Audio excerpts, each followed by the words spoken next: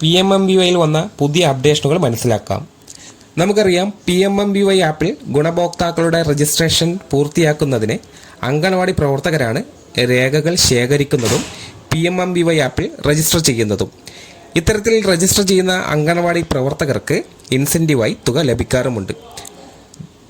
2 ഘട്ടങ്ങളായി ഗുണഭോക്താക്കൾക്ക് ലഭിക്കുന്ന ആനുകൂല്യങ്ങൾ യഥാസമയം അനുവദിച്ചു കൊടുക്കുന്നതിന് വേണ്ടി പ്രവർത്തിക്കുന്നതിന് ഒരു അംഗീകാരമായിട്ടാണ് തുക അനുവദിക്കുന്നത്.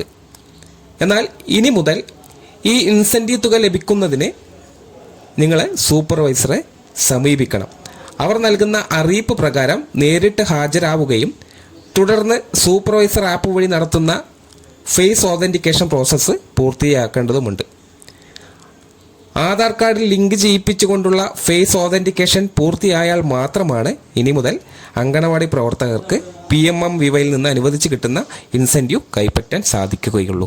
അപ്പോൾ ഈ ഒരു അറിയിപ്പ് കിട്ടുന്ന ഉടനെ തന്നെ നിങ്ങൾ സൂപ്പർവൈസറുമായി ബന്ധപ്പെട്ട് ഈ ഫേസ് ഓതൻറ്റിക്കേഷൻ പൂർത്തിയാക്കാൻ ശ്രമിക്കുക.